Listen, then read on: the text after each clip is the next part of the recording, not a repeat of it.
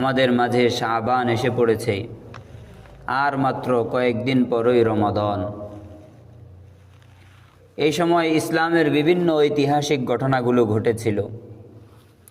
তার মধ্য হতে একটি অন্যতম ঘটনা হলো মেরাজের ঘটনা, যার দিনক্ষণ নির্ধারিত না হলেও বিভিন্ন রিওয়ায়াতের মাধ্যমে বোঝা যায় নবীজি সাল্লাল্লাহু আলাইহি ওয়াসাল্লাম মদিনায় হিজরত করার পূর্বে এই ঘটনাটা ঘটেছে। হুজুর আকরাম সাল্লাল্লাহু আলাইহি সাল্লাম মদিনার হিজরতটা প্রায় রমাদানের পাশাপাশি ছিল। এমনকি কোনো কোনো বর্ণনায়, সিরাতের বর্ণনায় পাওয়া যায় নবী আলাইহিস সালাতু ওয়াস সালাম রমাদানুল মুবারকে মদিনায় গিয়েছেন। তো সেই হিসেবে অনুমান করা যেতে পারে যে মেরাজের ঘটনা এক্স্যাক্টলি তার রাত বা দিনক্ষণ জানা না থাকলেও এই সময়ের কোনো একটা সময়েই ঘটেছে। আগামী মঙ্গলবার দিন গিয়ে রাত্রে আমাদের কাছে আসছে লাইলাতুন নিসফি মিন শাবান, শবে বরাত। সেটা সম্পর্কে বিভিন্ন হাদিস শরীফের মধ্যে ওই রাতের ফজিলত সম্পর্কে আলোচনা হয়েছে। ওই রাতে নবী করিম সাল্লাল্লাহু আলাইহি ওয়াসাল্লামের নির্ধারিত কোনো আমল না থাকলেও কিন্তু হুজুর আকরাম সাল্লাল্লাহু আলাইহি ওয়াসাল্লাম ওই রাতে যে আমলগুলো করতেন তার মধ্যে কেমন মনোনিবেশ করতেন এগুলো হাদিসে পাওয়া যায়। তার মানে ওই রাতের ফজিলত আছে, ওই রাতের ইবাদত আছে, সেই কারণে হাদিসে স্পষ্ট ওই রাত। তার বিপরীতে মেরাজের রজনী, মেরাজের রাত্রি ইসলামের ইতিহাসের একটি ঐতিহ্যবাহী রাত্রি। আর এই রাতে যে অলৌকিক ঘটনা বলি ঘটেছে নবী করিম সাল্লাল্লাহু আলাইহি সাল্লামের সাথে, এগুলো আলোচনার বিষয়, এগুলো বিশ্বাসের বিষয়, এগুলোর প্রতি ঈমান আনার বিষয়। তবে এই রাত্রে আলাদা বৈশিষ্ট্যমণ্ডিত কোনো আমল বা ফজিলতের রাত্রি না হওয়ার কারণে হাদিস শরীফে এক্স্যাক্টলি একবারে পরিপূর্ণ নির্ধারিতভাবে এই রাত্রি সম্পর্কে জানা যায় না। এটা হলো ভূমিকা, মোকদ্দমা বলা যেতে পারে যে মেরাজের রাত্রি নির্ধারিত নয় কেন, আর শবে বরাতের রাত্রি নির্ধারিত কেন। শবে বরাতের রাত্রি সম্পর্কে ফজিলত আছে, বিভিন্ন আমলের কথা, বিভিন্ন আমল, আল্লাহর প্রতি মনোনিবেশ করা, তওবা ইস্তিগফারে লিপ্ত হওয়া, এগুলোর দ্বারা শবে বরাতের যে রাত্রি আছে এটাকে কাটিয়ে দেওয়া যাতে আল্লাহর নৈকট্য প্রাপ্ত হতে পারি, এটা আছে। অপরপক্ষে মেরাজের রাত্রিতে এগুলো নেই। তবে মেরাজের রাত্রির যে ঘটনা, এটা আমাদের ঈমান, এটা আমাদের ইয়াকিন যে এটা ঘটেছেই ঘটেছে। নবী আলাইহিস সালাতু ওয়াস সালামের সাথে এমন অলৌকিক ঘটনা ঘটেছে। এটা ঈমানের বিষয়, ইতিহাসের বিষয়, ঐতিহ্যের বিষয়, আলোচনার বিষয়। এমনইভাবে আরেকটা রাত আমাদের কাছে আসে, শবে কদর বলি আমরা। কোরআনুল কারীমের মধ্যে বলে লাইলাতুল কদরি খায়রুম মিন আলফি শাহর।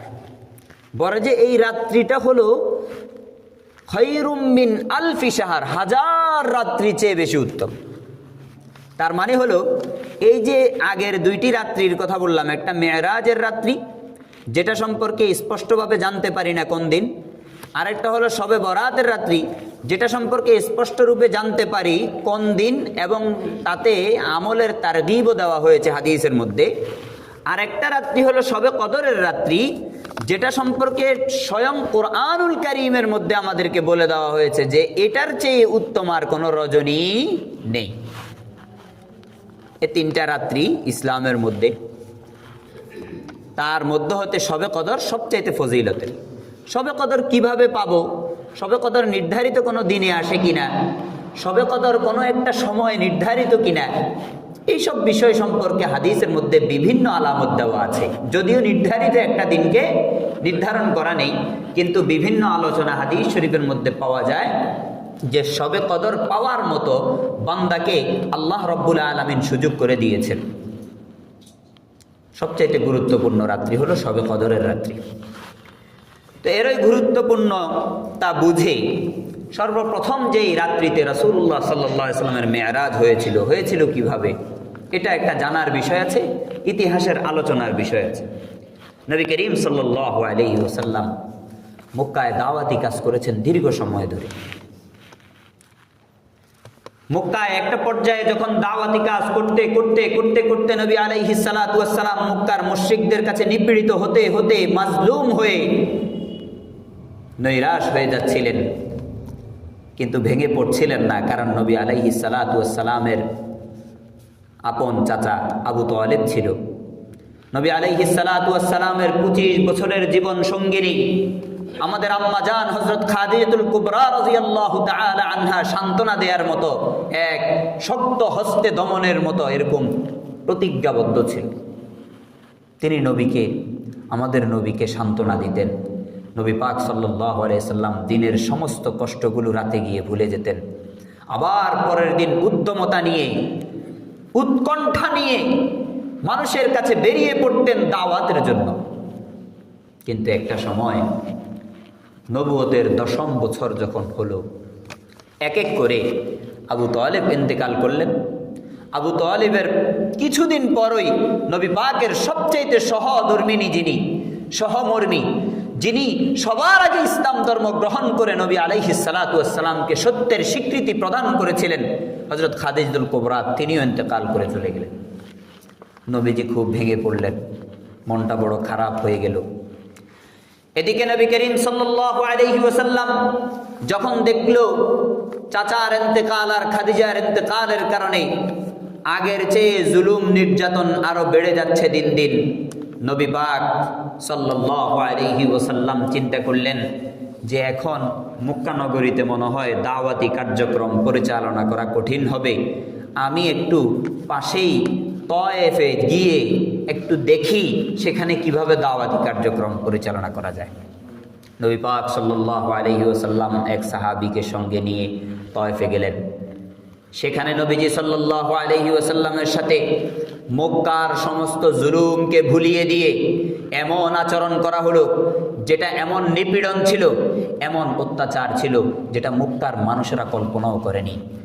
সেখানে তয়েফের ময়দানে নবীজি সাল্লাল্লাহু আলাইহি ওয়াসাল্লামকে ছোট্ট ছোট্ট শিশুদের হাতে কংকরিট দিয়ে নবীকে পাথর নিক্ষেপের জন্য লাগিয়ে দেওয়া হয়েছিল। এই যে একটা মানচিত্র, 10টা বছর আল্লাহর রাস্তায় দাওয়াত দিয়েছেন, 10 বছর পর যেই দুইজন সবচেয়ে ডানে বামে সহযোগিতা করেছেন উনারা দুনিয়া থেকে চলে গেলেন, দাওয়াতি কার্যক্রমের জন্য তয়েফের ময়দানে গেলেন, সেখানে নিপীড়িত হলেন, মাজলুম হলেন। ফিরে আসার পর আল্লাহ রাব্বুল আলামিন মদিনায় হিজরতের আগে, কিছুটা আগে নবীজি সাল্লাল্লাহু আলাইহি ওয়াসাল্লামকে মেরাজ দানে বাধিত করেছেন। আল্লাহ রাসূল সাল্লাল্লাহু আলাইহি সাল্লামকে যতটা মর্যাদা ছিল, তার যত মুআজিজা ছিল, এর মধ্যে সর্ব উৎকৃষ্টতম একটি মুআজিজা হলো মেরাজের ঘটনা, মেরাজের রজনী। নবীজি সাল্লাল্লাহু আলাইহি সাল্লামকে আল্লাহ রাব্বুল আলামিন সান্ত্বনার বাণীর জন্য আল্লাহর কাছে ডেকে নিলেন। বলে, মুহাম্মদ অনেক কষ্ট করেছেন, হে আমার প্রাণের হাবিব, আপনি অনেক কষ্ট করেছেন, আসুন আমার সাথে একটু দেখা করে যান। এটাই ছিল মেরাজ। মেরাজের সার, একবারে সার গর্ব আলোচনা হলো এটা, যে নবীজি সাল্লাল্লাহু আলাইহি সাল্লাম একে একে নিপীড়ন, মাজলুমিয়ত সব কিছু যখন একে একে সহ্য করে নিচ্ছিলেন, আল্লাহ রাব্বুল আলামিন নবীর প্রতি দয়া, অনুগ্রহ, অনুকম্পা প্রদর্শন করে আল্লাহর কাছে ডেকে নিলেন সান্ত্বনা বাণীর জন্য। এবং আল্লাহ রাব্বুল আলামিন নবীকে আরো শক্ত করবেন বলেই আসমানে ডেকে নিয়েছেন, আরো শক্ত করার জন্য। নবীজি সাল্লাল্লাহু আলাইহি ওয়াসাল্লাম মদিনায় হিজরতের কিছুদিন পূর্বে কাবার হাতিমের মধ্যে শুয়েছিলেন। নবী পাক সাল্লাল্লাহু আলাইহি ওয়াসাল্লাম শোয়া অবস্থায় তন্দ্রাচ্ছন্ন হয়ে আসছেন ভাব। আল্লাহ রাব্বুল আলামিন সমস্ত রোগ, সমস্ত ব্যথা, অন্তর্বেধি, শারীরিক নির্যাতন সবকিছুকে ভুলিয়ে দেওয়ার জন্য জিব্রাইলকে পাঠালেন, যাও আমার নবীর কাছে যাও। জিব্রাইল আলাইহিস সালাতু ওয়াস সালাম নবীজি সাল্লাল্লাহু আলাইহি ওয়াসাল্লামের কাছে এসেছেন। বলে, নবী, ইয়া রাসূলুল্লাহ, হে আল্লাহর বন্ধু, আল্লাহ রাব্বুল আলামিন আমাকে আপনার কাছে পাঠিয়েছেন, আমি যেন আপনাকে নিয়ে দূরে কোথাও সফর করি। নবীজি সাল্লাল্লাহু আলাইহি ওয়াসাল্লাম উঠলেন। জিবরাইল নবীর কাছে আসার সময় একটি বাহন নিয়ে আসলেন, যে বাহনটিকে বুররাক বলা হয়, যার শারীরিক আকৃতি ছিল গাধার চেয়ে কিছুটা বড়, ঘোড়ার চেয়ে কিছুটা কম, খচ্চরের চেয়ে কিছুটা ছোট। গাধা এবং খচ্চরের মধ্যবর্তী আকৃতির শরীরের একটি বাহন বুররাক বলা হয়, যার রং ছিল শুভ্র, একবারে সাদা, ধবধবে সাদা, যার চোখের তীক্ষ্ণ দৃষ্টি ছিল এমন, যেখানে তার দৃষ্টি পড়ত সেখানে তার এক একটা কদম পড়ত। এমন দ্রুতগামী বাহন ছিল নবীজি সাল্লাল্লাহু আলাইহি সাল্লামের মেরাজের বাহন। জিবরাইল নবীজি সাল্লাল্লাহু আলাইহি ওয়াসাল্লামকে বললেন, ইয়া রাসূলুল্লাহ সাল্লাল্লাহু আলাইহি ওয়াসাল্লাম, আমাকে আল্লাহ রাব্বুল আলামিন পাঠিয়েছেন আপনাকে নিয়ে যাওয়ার জন্য। নবীজি সাল্লাল্লাহু আলাইহি ওয়াসাল্লামকে বুররাকের মধ্যে আরোহণ করালেন।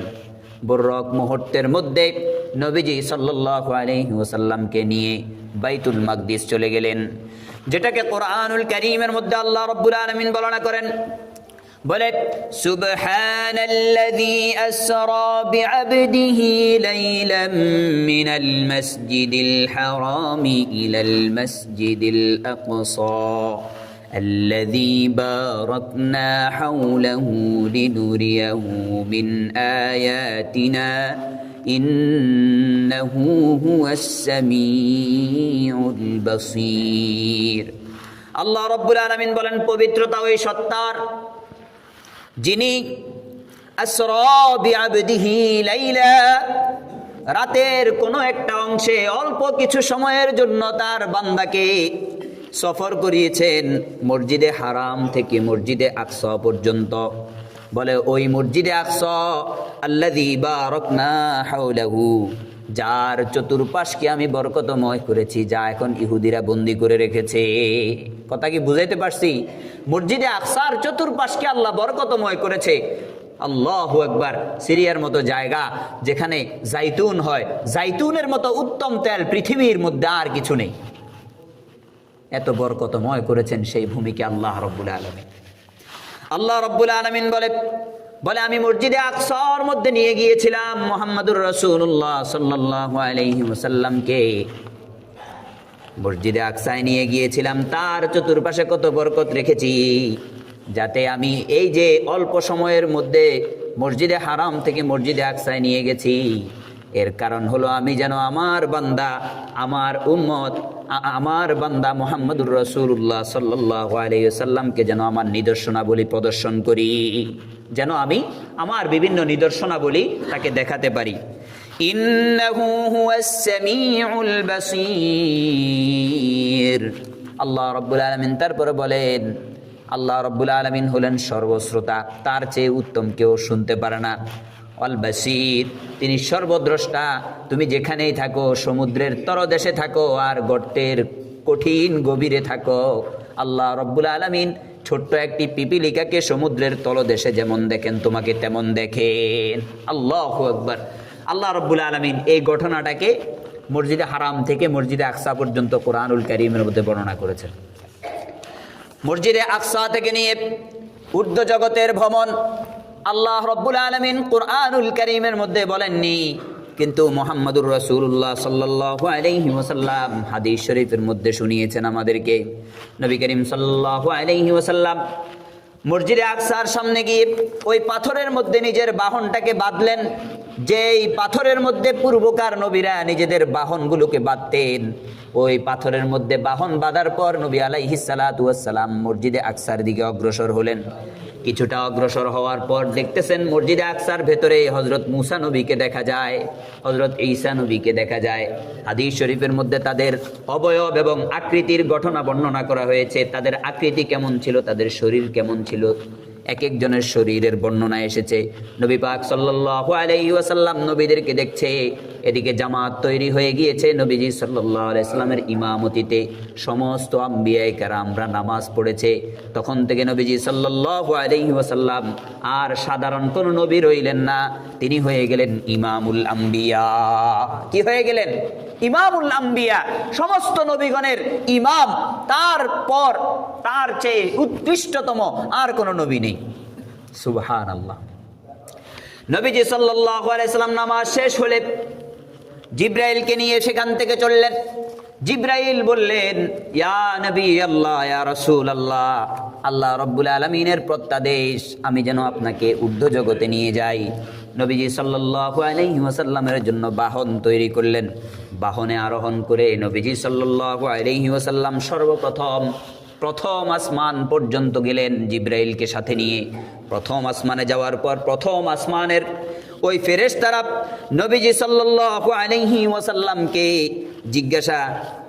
নবীজি সাল্লাল্লাহু আলাইহি ওয়াসাল্লামের সাথে যে জিবরাইল ছিল, জিবরাইলকে জিজ্ঞাসা করলো, তুমি কে? বলে, আমি জিবরাইল। বলে, সাথে কে? বলে, মুহাম্মদ আরবি সাল্লাল্লাহু আলাইহি ওয়াসাল্লাম। এই কথা বলার পর প্রথম আসমানের যেই দরজা সেটা খুলে দেওয়া হয়েছে। এখান থেকে আরেকটা ঘটনা শুনতে পারি, নবীজি সাল্লাল্লাহু আলাইহি ওয়াসাল্লামকে আল্লাহ রাব্বুল আলামিন আসমানের মধ্যে আরোহণ করাবেন। কোথায়? আসমানে আরোহণ করাবেন। তো সেই কারণে মসজিদে আকসায় কেন নিতে হলো? মসজিদে হারাম থেকেও তো পারতেন। এই সমস্ত বিষয়গুলোকে চিন্তা ভাবনা করলে, ফিকির করলে বোঝা যায় যে আসমানের দরজা, জমিন থেকে আসমানের যে সংযোগ স্থল এবং দরজা, সেটা হলো মসজিদে আকসার উপরে। কারণ হযরত ঈসাকে কোথায় থেকে উঠিয়ে নিয়ে গিয়েছিলেন? মসজিদে আকসা থেকে। কোথায় থেকে? আসমানে হযরত ঈসা আলাইহিস সালাতু ওয়াস সালামকে যে উঠিয়ে নিয়ে গিয়েছিলেন, কোথায় থেকে? মসজিদে আকসা থেকে। আবার কিয়ামতের আগে হুজুর আকরাম সাল্লাল্লাহু আলাইহি ওয়াসাল্লামের এই দ্বীনে ইসলামকে হিকমত দেওয়ার জন্য এবং উম্মত হিসেবে হযরত ঈসা আলাইহিস সালাতু ওয়াস সালাম যে আসবেন, কোথায় থেকে আসবেন? ওই মসজিদে আকসা দিয়ে আসবেন। চাইলে তো তিনি মক্কা নগরীতেও আসতে পারতেন। পারতেন কি পারতেন না? তাহলে এগুলো থেকে বোঝা যায় যে জমিন থেকে আসমানের সংযোগ, জমিন থেকে আসমানের দরজা এবং ফটক হলো মসজিদে আকসার উপর দিয়ে। কোথায়? আল্লাহু আকবার। কথা কি বুঝাইতে পারছি? নবীজি সাল্লাল্লাহু আলাইহি সাল্লাম প্রথম আসমানে গেলেন। হযরতে আদম আলাইহিস সালাতু ওয়াস সালামের সাথে সাক্ষাৎ হয়ে গেল। নবীজি সাল্লাল্লাহু আলাইহি সাল্লাম সাক্ষাৎ শেষে আবার দ্বিতীয় আসমানের দিকে গেলেন। আবার একই প্রশ্ন, তুমি কে? তোমার পাশে কে? জিবরাইল উত্তর দিল, আমি জিবরাইল। আমার সাথে নবীজি সাল্লাল্লাহু আলাইহি ওয়াসাল্লাম। দ্বিতীয় আসমানের দরজা খুলিয়ে দেয়া হলো। দ্বিতীয় আসমানের ফেরেশতারা অভিবাদন জানালো নবীজি সাল্লাল্লাহু আলাইহি ওয়াসাল্লামকে। নবীজি দ্বিতীয় আসমানে গেলেন। সেখানে দুইজন নবীর সাথে দেখা করেছেন। এক হলো হযরতে ঈসা, আর একজন হলো ইয়াহইয়া আলাইহিস সালাম। নবীজি সাল্লাল্লাহু আলাইহি ওয়াসাল্লাম হযরত ঈসা এবং ইয়াহইয়ার অভ্যর্থনা নিলেন। তাদের সাথে কথোপকথন হলো, দেখা হলো, মুলাকাত হলো, সাক্ষাৎ হলো। তারপর জিবরাইল তৃতীয় আসমানের দিকে নিয়ে গেলেন। সেখানে হুজুর আকরাম সাল্লাল্লাহু আলাইহি সাল্লাম পূর্বের ঘটনা আবার ঘটল। কে? তোমার সাথে কে? এইভাবে যখন গেলেন, সেখানে নবীজি সাল্লাল্লাহু আলাইহি ওয়াসাল্লামের সাথে দেখা হয়েছিল হযরত ইউসুফ আলাইহিস সালাতু ওয়াস সালামের দেখা হয়েছিল। আল্লাহু আকবার। নবীজি সাল্লাল্লাহু আলাইহি ওয়াসাল্লাম সেখানে হযরত ইউসুফ আলাইহিস সালাতু ওয়াস সালামের সাথে দেখা করেছেন। তারপর চতুর্থ আসমানের দিকে গেলেন। সেখানে নবীজি সাল্লাল্লাহু আলাইহি ওয়াসাল্লাম হযরত ইদ্রিস আলাইহিস সালাতু ওয়াস সালামের সাথে দেখা করেছেন। তারপর পঞ্চম আসমানের দিকে গেলেন। সেখানে নবীজি সাল্লাল্লাহু আলাইহি সাল্লাম হযরত হারুনের সাথে দেখা করেছেন। তারপর ষষ্ঠ আসমানে যখন গেলেন, সেখানে হুজুর আকরাম সাল্লাল্লাহু আলাইহি সাল্লাম হযরত মূসা আলাইহিস সালাতু ওয়াস সালামের সাথে দেখা করেছেন, মোলাকাত হয়েছে, কথা হয়েছে। নবীজি সাল্লাল্লাহু আলাইহি সাল্লাম মূসার সাথে কথা বলে যখন চলে যাচ্ছিলেন, পেছন থেকে এক বৃদ্ধ লোকের কেমন যেন কান্নার ধ্বনি শোনা যায়, কান্নার আওয়াজ শোনা যায়। নবীজি সাল্লাল্লাহু আলাইহি ওয়াসাল্লাম জিবরাইলকে জিজ্ঞাসা করো, জিবরাইল কি হয়েছে? বলে, মূসা আলাইহিস সালাতু ওয়াস সালাম কান্না করতেছে। জিবরাইল জিজ্ঞাসা করো কি? হযরত মূসাকে যখন জিজ্ঞাসা করেছে, মূসা বলে, আমি কান্না করছি, আজকে ঈর্ষান্বিত হয়ে কান্না করতেছি। তার কত আগে আমি দুনিয়ার বুকে এসেছি, কত বেশি সময় হায়াত পেয়েছি, অথচ আমি এত উম্মত বানাইতে পারি নাই। আমার কত পরে সে এসেছে, আজকে এক যুবক, সে কতগুলো উম্মত বানায় ফেলছে অল্প কিছু সময়ের মধ্যে। তার উম্মত সবচাইতে বেশি হবে, তার উম্মত সবচাইতে বেশি হবে। এই কারণে হযরত মূসা কি করতেছে?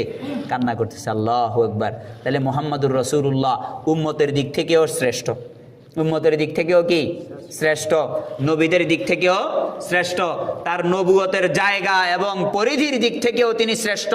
তার নবুয়ত আরশে মহল্লা পর্যন্ত, যেখানে কোনো নবী কখনো যায় নাই। কথা কি বুঝাইতে পারছি? মুহাম্মদুর রাসূলুল্লাহ সাল্লাল্লাহু আলাইহি ওয়াসাল্লাম এরপর সপ্তম আসমানের দিকে গেলেন। সেখানে আবার ফেরেশতারা জিজ্ঞাসা করলো, জিব্রাইল তুমি কে, তোমার পাশে কে? বলে আমি জিব্রাইল, আমার সাথে রাসূলুল্লাহ সাল্লাল্লাহু আলাইহি ওয়াসাল্লাম এসেছেন, মুহাম্মদ আরবি সাল্লাল্লাহু আলাইহি ওয়াসাল্লাম এসেছেন। সপ্তম আসমানের দরজাগুলো ভেদ করে দেওয়া হয়। মুহাম্মদুর রাসূলুল্লাহ সাল্লাল্লাহু আলাইহি ওয়াসাল্লাম সপ্তম আসমানে গেলেন।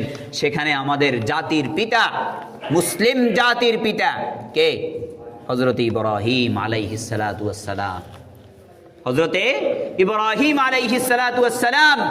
আল্লাহ রাব্বুল আলামিন কোরআনুল কারীমের মধ্যে আমাদেরকে শিক্ষা দিয়েছেন, মিল্লাতা আবিকুম ইব্রাহিম হুয়া সাম্মাকুমুল মুসলিমিন। তোমাদের মুসলিম জাতির পিতা হলো ইব্রাহিম আলাইহিস সালাতু ওয়াস সালাম। তিনিই তোমাদের নাম রেখেছেন মুসলমান। তিনি তোমাদের নাম রেখেছেন মুসলমান। মুসলমান এই মুসলিম জাতির পিতা হযরত ইব্রাহিম আলাইহিস সালাতু ওয়াস সালামের সাথে সাক্ষাৎ হয়েছে। মুহাম্মদুর রাসূলুল্লাহ সাল্লাল্লাহু আলাইহি ওয়াসাল্লাম সেখানে সাক্ষাৎ করেছেন। হযরত ইব্রাহিম আলাইহিস সালাতু ওয়াস সালাম নবীজি সাল্লাল্লাহু আলাইহি ওয়াসাল্লামকে বলেন, ও মুহাম্মদ, তোমার উম্মতের কাছে কি নিয়ে যাবে? তুমি ফেরার সময় আমার একটা বার্তা নিয়ে যাও। তোমার উম্মতকে বলবে যে জান্নাতের যেই ভূমি, এটা বড় মসৃণ ভূমি, এটা বড় উর্বর ভূমি, বড় প্রশস্ত আরামদায়ক ভূমি। বলে এখানে কোনো গাছগাছালির ব্যবস্থা নাই।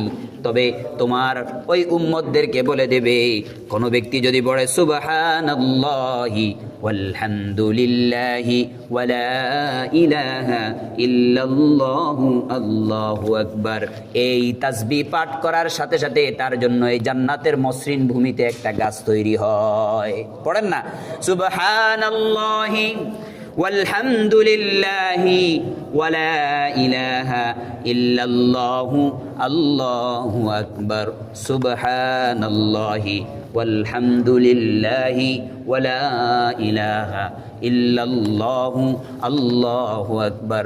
হযরত ইব্রাহিম শিক্ষা দিয়েছেন, বলে মুহাম্মদ, তোমার উম্মতদেরকে বলে দিও, জান্নাতের এই মসৃণ ভূমির মধ্যে যদি সুবিশাল বিস্তৃত ছায়া বিশিষ্ট গাছ চায়, তাহলে তাকে বলবা এই তাসবিহটা বেশি বেশি পাঠ করার জন্য, সুবহানাল্লাহি ওয়ালহামদুলিল্লাহি ওয়ালা ইলাহা ইল্লাল্লাহু আল্লাহু আকবার।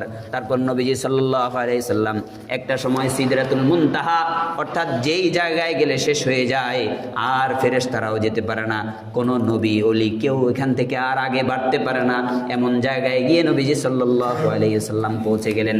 সিদরাতুল মুনতাহা হলো এমন এক জায়গা যেটাকে বড়ই গাছের নিচ বলা হয়, যেখানে একটা বড়ই গাছ আছে। নবীজি সাল্লাল্লাহু আলাইহি সাল্লামের আগমনে ওই বড়ই গাছটাও সেজে আছে। সুবহানাল্লাহ। নবীজি সাল্লাল্লাহু আলাইহি ওয়াসাল্লাম বড়ই গাছের নিচে যখন গেল, জিব্রাইল বলল, ইয়া রাসূলুল্লাহ, এখান পর্যন্ত আমার ভিসার মেয়াদ, এখান পর্যন্ত আমার ভিসা চলে, এর থেকে সামনে আর আমার ভিসা চলে না। এর সামনে যতটুকু যাওয়ার আপনাকে একা একা যেতে হবে, এর সামনে যাওয়ার জন্য আল্লাহ আমাকে অনুমতি দেয় নাই। আবার মওযু রিওয়ায়াত আছে, কি আছে? কয় যে এর সামনে গেলে আমার সমস্ত পরগুলো জ্বলে যাবে। এগুলো হাদিসে নাই, কিন্তু এর সামনে যে জিব্রাইলের যাওয়ার অনুমতি ছিল না, এটা আছে। কথা কি বুঝাইতে পারছি? হ্যাঁ, সঠিক ঘটনাটা জানার চেষ্টা করব কোরআন ও হাদিস থেকে। রাসূলুল্লাহ সাল্লাল্লাহু আলাইহি সাল্লাম বড় একা হয়ে গেলেন। এদিকে নবীজি সাল্লাল্লাহু আলাইহি ওয়াসাল্লামের জন্য সিঁড়ি অবতরণ হলো। আসমান থেকে যখন উঠে চলে গেল, ঊর্ধ্ব আসমান সব শেষ হয়ে গেল। ওদিকে আরশ মহল্লা থেকে নবীজি সাল্লাল্লাহু আলাইহি ওয়াসাল্লামের জন্য সিঁড়ি অবতরণ হলো। এটাকে বলে মেয়ারাজ। আগেরটা ছিল ইসরা। কি ছিল? ওই যে দুনিয়ার জমিনে যে ভ্রমণ, আর এই যে ঊর্ধ্ব জগতের ভ্রমণ, এটাকে বলে মেয়ারাজ, অর্থাৎ উপরের দিকে আরোহণ করা। নবীজি সাল্লাল্লাহু আলাইহি সাল্লামের জন্য সিঁড়ি আসলো। নবীজি সাল্লাল্লাহু আলাইহি ওয়াসাল্লাম আল্লাহ রাব্বুল আলামিনের আরশে পৌঁছে গেলেন। নবীজি সাল্লাল্লাহু আলাইহি ওয়াসাল্লাম সেখানে গেলেন। আল্লাহ রাব্বুল আলামিনের সাথে কথোপকথন হয়েছে। আল্লাহ রাব্বুল আলামিন নবীজি সাল্লাল্লাহু আলাইহি ওয়াসাল্লামের সাথে কথা বলেছেন। নবীজি সাল্লাল্লাহু আলাইহি সাল্লামের সাথে কথা বলার পর আমাদেরকে 50 ওয়াক্ত নামাজের হাদিয়া পাঠিয়েছেন। কে? আল্লাহ রাব্বুল আলামিন। তাহলে হাদিয়াটা কার? আল্লাহ রাব্বুল আলামিনের। পাঠিয়েছেন কার মাধ্যমে? সর্বোৎকৃষ্ট নবী, ইমামুল আম্বিয়া, তাজদার মদিনা জনাবে মুহাম্মদুর রাসূলুল্লাহ সাল্লাল্লাহু আলাইহি সাল্লামের মাধ্যমে। নবীজি সপ্তম আসমান ভেদ করে যখন ষষ্ঠ আসমান পর্যন্ত পৌঁছলেন, আল্লাহর সাথে অভিবাদন মুআমালা সব কিছু হয়ে গেছে। 50 ওয়াক্ত নামাজ নিয়ে ষষ্ঠ আসমানে হযরত মুসার কাছে আসলেন। হযরত মুসা বলে, মুহাম্মদুর রাসূলুল্লাহ সাল্লাল্লাহু আলাইহি সাল্লাম, আমার উম্মত বেশি সময় পেয়েছে, অনেক বেশি শক্তিশালী ছিল, দেখতে শুনতে সুঠাম দেহের অধিকারী ছিল, কিন্তু তারা এত নামাজ পড়ার মতো যোগ্য ছিল না। আমাকে 3 ওয়াক্ত নামাজ মাত্র দেওয়া হয়েছিল, তাও তারা সেটা সুন্দরভাবে আদায় করতে পারে নাই। তুমি আল্লাহ রাব্বুল আলামিনের কাছে যাও, আবার কমানোর আবেদন করো। নবীজি সাল্লাল্লাহু আলাইহি ওয়াসাল্লাম হযরত মুসার কথা শুনে আবার আল্লাহর কাছে গেলেন, আবার কমানোর জন্য আবেদন আপিল করলেন। 5 ওয়াক্ত নামাজ কমিয়ে দেয়া হলো, 45 ওয়াক্ত হয়ে গেল। এইভাবে যতবার হযরত মুসার কাছে এসেছে ততবার হযরত মুসা বলে, না মুহাম্মদ, আরো কমাও, আরো কমাও, আরো কমাও। যেতে যেতে যেতে যেতে নবীজি সাল্লাল্লাহু আলাইহি সাল্লাম 5 ওয়াক্ত পর্যন্ত কমিয়ে এনেছেন। এরপর 5 ওয়াক্তের পরে নবীজি সাল্লাল্লাহু আলাইহি ওয়াসাল্লামকে আবার যখন হযরত মুসা যাওয়ার জন্য বলছেন, বলে, আমার লজ্জা হয়, আল্লাহর সামনে এই 5 ওয়াক্ত যদি না নেওয়ার মতো হই, তাহলে আমি কিভাবে আল্লাহর সামনে দাঁড়াবো? মুহাম্মদুর রাসূলুল্লাহ সাল্লাল্লাহু আলাইহি ওয়াসাল্লাম ওই 5 ওয়াক্ত নামাজ আমাদের জন্য নিয়ে এসেছেন। এরপর থেকে আল্লাহ রাব্বুল আলামিন আমাদের জন্য 5 ওয়াক্ত নামাজকে ফরজ করে দিয়েছেন। আল্লাহু আকবার, আল্লাহু আকবার। শুধু ফরজ করেন নাই, আল্লাহ রাব্বুল আলামিন বলেন যে যেই ব্যক্তি জামাতের সহিত তাকবীরে উলার সাথে সুন্দরভাবে ওযু করে সুন্দরভাবে নামাজ 5 ওয়াক্ত জামাতের সহিত আদায় করবে, আল্লাহ রাব্বুল আলামিন বলে, আমি যে 50 ওয়াক্ত নামাজ লিখেছিলাম, 50 ওয়াক্ত নামাজের সওয়াব আমি তাকে দিয়ে দিব। কথা কি বুঝাইতে পারছি? হাদিয়া কোত্থেকে আসছে? আল্লাহর পক্ষ থেকে। এই অলৌকিক এক সফর ছিল ঊর্ধ্ব জগতে। মসজিদে হারাম থেকে মসজিদে আকসা, মসজিদে আকসা থেকে ঊর্ধ্ব জগৎ, প্রথম, দ্বিতীয়, তৃতীয়, চতুর্থ, পঞ্চম, ষষ্ঠ এবং সপ্তম আসমান ভেদ করে সিদরাতুল মুনতাহা হয়ে আরশ পর্যন্ত রাসূলুল্লাহ সাল্লাল্লাহু আলাইহি সাল্লামের এই সফর, এই সফরের মধ্যে রাসূলুল্লাহ সাল্লাল্লাহু আলাইহি সাল্লাম অলৌকিক বিভিন্ন বিষয় দেখেছেন। তিনি জান্নাত দেখেছেন, জান্নাতের দ্বার রক্ষী মালিক হুজুর আকরাম সাল্লাল্লাহু আলাইহি ওয়াসাল্লাম। জাহান্নাম দেখেছেন, জাহান্নামের দ্বার রক্ষী মালিক হুজুর আকরাম সাল্লাল্লাহু আলাইহি ওয়াসাল্লামকে অভিবাদন জানালেন। আল্লাহু আকবার। হুজুর সাল্লাল্লাহু আলাইহি ওয়াসাল্লাম এই সফরে হুজুর সাল্লাল্লাহু আলাইহি ওয়াসাল্লামকে দেখানো হয়েছে জাহান্নাম। বলে, উম্মত যদি কথা না শোনে কোথায় যাবে, তুমি দেখে যাও। কথা কি বুঝাইতে পারছি? নবীজি সাল্লাল্লাহু আলাইহি ওয়াসাল্লাম এই সফরে দাজ্জালকে দেখেছেন। হুজুর আকরাম সাল্লাল্লাহু আলাইহি ওয়াসাল্লাম এই সফরে কিছু লোককে এমন দেখলেন যাদের তামার নখ, খুব ধারালো খুরদার নখ, তামার বড় বড় নখগুলো, তারা এই নখ দিয়ে শুধু গালগুলো খামচাচ্ছে আর খামচাচ্ছে। নবীজি সাল্লাল্লাহু আলাইহি ওয়াসাল্লাম জিব্রাইলকে জিজ্ঞাসা করেছে, জিব্রাইল, বলে এরা কারা? বলে এরা হলো তারা যারা মৃত ভাইয়ের গোশত ভক্ষণ করেছে দুনিয়ার মধ্যে, অর্থাৎ গীবত করেছে। কি করেছে? গীবত করেছে, পরনিন্দা করেছে, মানুষের পেছনে পেছনে লেগেছে, পরনিন্দা করেছে। এরা হলো তারা। নবীজি সাল্লাল্লাহু আলাইহি ওয়াসাল্লাম এই সফরের মধ্যে এমন কিছু লোককে দেখলেন যাদের গালগুলো কেটে দিয়ে কাটা হচ্ছে, আবার মিলে যাচ্ছে, আবার কেটে দেয়া হচ্ছে। নবীজি সাল্লাল্লাহু আলাইহি ওয়াসাল্লাম জিব্রাইলকে জিজ্ঞাসা করলেন, এরা কারা? বলে এরা হলো ওই সমস্ত খতিব সাহেব, ওই সমস্ত বক্তা সাহেব, ওই সমস্ত ওয়াইজিন যারা বলছে ঠিক আমল করে নাই, বলছে ঠিক আমল করে নাই। নবীজি সাল্লাল্লাহু আলাইহি ওয়াসাল্লাম এই সফরের মধ্যে এমন কিছু লোকদেরকে দেখতে পেলেন যাদের পেটগুলো বাক্সের মতো বড়, রুমের মতো বড় বড়, যেই পেটের মধ্যে সাপগুলো শুধু কিলবিল কিলবিল করছে, পুরো পেট ভর্তি সাপ, বাহির থেকে আয়নার মতো গ্লাসে যেমন দেখা যায় এমন করে দেখা যাচ্ছে। নবীজি সাল্লাল্লাহু আলাইহি ওয়াসাল্লাম জিজ্ঞাসা করলেন, জিব্রাইল, এরা কারা? বলে এরা হলো আপনার উম্মতদের মধ্যে থেকে ওই সমস্ত উম্মত যারা সুদ খেয়েছে, যারা ঘুষ খেয়েছে, যারা অনৈতিকভাবে মানুষের টাকা মেরে খেয়েছে, নিজেদের পেটে এক একটা টাকা গিয়েছে, এক একটা সাপ হয়েছে। নবীজি সাল্লাল্লাহু আলাইহি ওয়াসাল্লাম এই সফরে জান্নাত দেখলেন এবং দুনিয়ার বুকে জান্নাত থেকে 2টা নদীর আগমন দেখলেন। মোট 4টা নদী দেখেছেন, 2টা দজলা ফুরাত, আবার আরও 2টা নদীর সংযোগ হচ্ছে আসমানের সাথে। এইভাবে নবীজি সাল্লাল্লাহু আলাইহি সাল্লাম এই সফরের মধ্যে যখন জান্নাতে গেলেন, তখন জান্নাতের মধ্যে আগে আগে একটু আওয়াজ শুনতে পেলেন। জান্নাতে একটা আওয়াজ শুনতে পেলেন। জিজ্ঞাসা করা হলো জিবরাইলকে, বলে যে ইনি হলো মুয়াজ্জিন বেলাল রাদিয়াল্লাহু তাআলা আনহু। রাসূলুল্লাহ সাল্লাল্লাহু আলাইহি সাল্লাম বড় খুশি হয়ে গেলেন। দুনিয়ার বুকে এসে হযরত বেলাল সম্পর্কে রাসূলুল্লাহ সাল্লাল্লাহু আলাইহি সাল্লাম বলেছেন, বলে বেলাল তো আল্লাহর কাছে কবুল হয়ে গিয়েছে, বেলাল তো আল্লাহর কাছে কবুল হয়ে গিয়েছে। বেলাল দুনিয়ার বুকে হাঁটে আর বেলালের আওয়াজ জান্নাতে শোনা যায়। বেলাল রাদিয়াল্লাহু তাআলা আনহু, যিনি ইসলামের জন্য এত নির্যাতন সয়েছেন, এত নির্যাতন তিনি সহ্য করেছেন।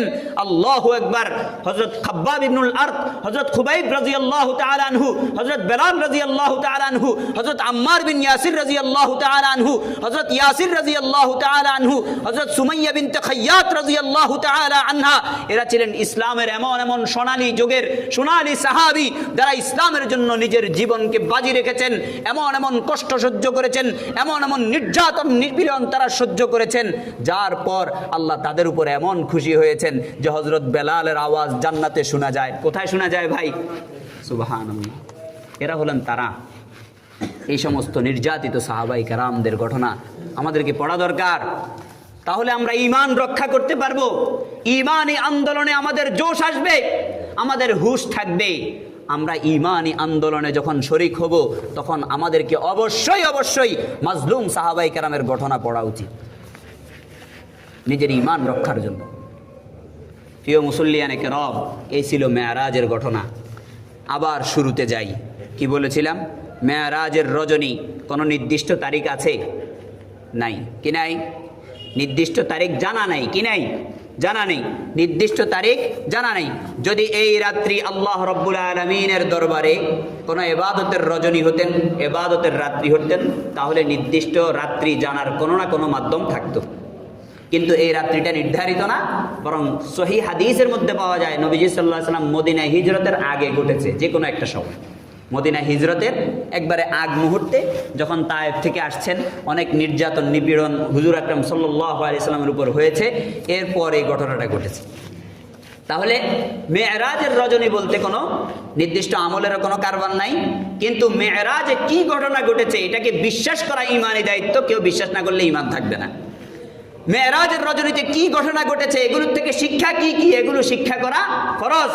নবীজি সাল্লাল্লাহু আলাইহি ওয়াসাল্লাম নামাজ আনছেন মেরাজে গিয়ে। নবীজি সাল্লাল্লাহু আলাইহি ওয়াসাল্লাম জাহান্নামে কাদেরকে দেখছেন, জান্নাতে কাদেরকে দেখছেন, জান্নাতীদের কি বৈশিষ্ট্য, জাহান্নামীদের কি বৈশিষ্ট্য, এগুলো জানা জরুরি।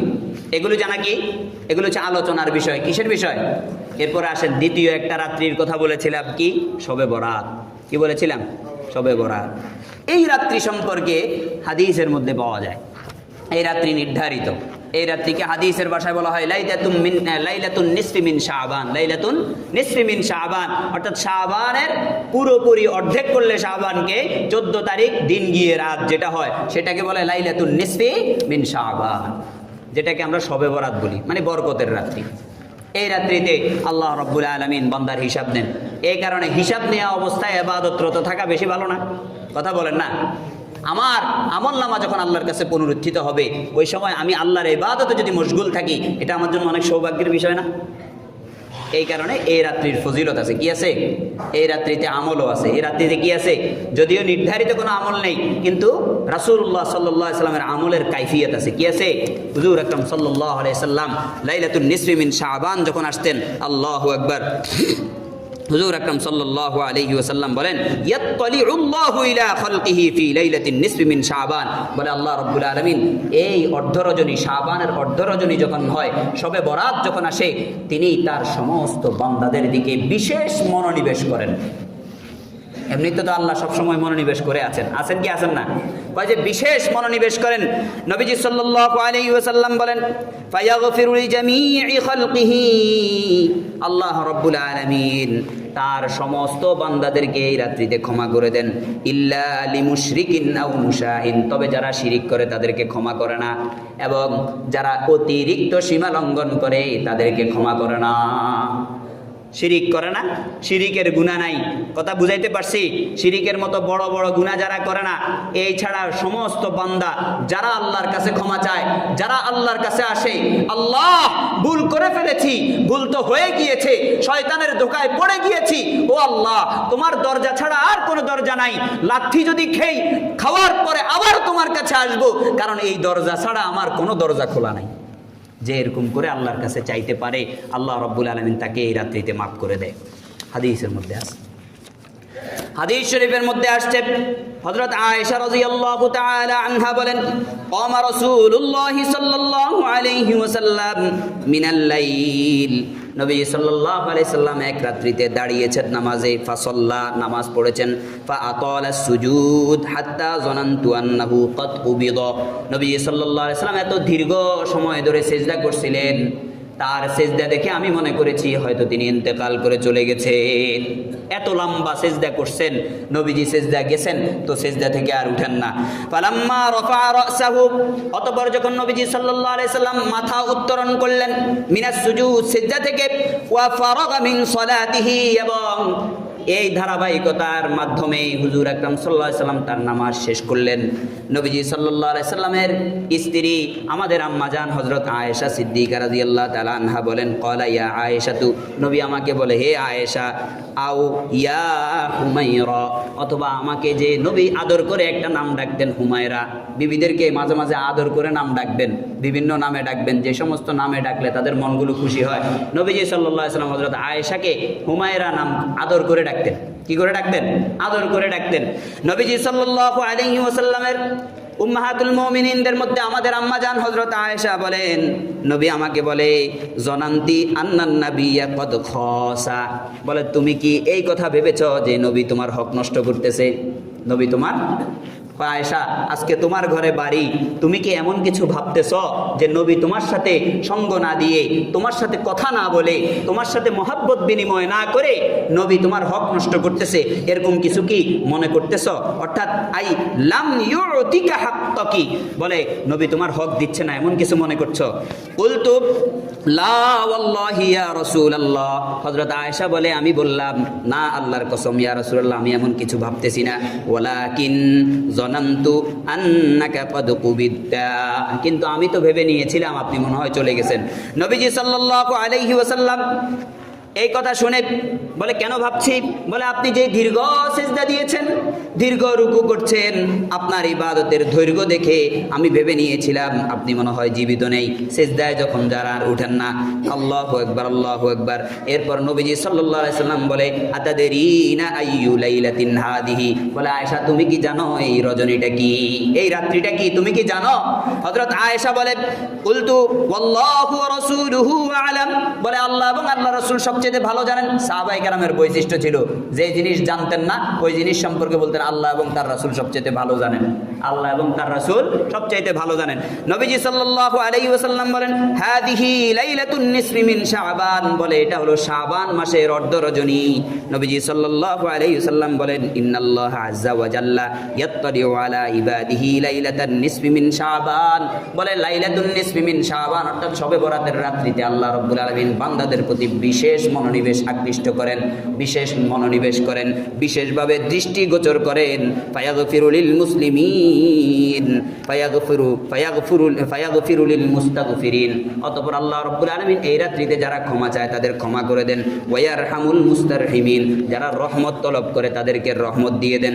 ওয়ায়ুখিরু আহলাল হাকদি কামা হুম, আর যারা এমনি বসে থাকে এদেরকে ছেড়ে দেয়, কয় মৃত্যু পর্যন্ত যা করার কর, এরপরে দেখা যাবে কি হবে।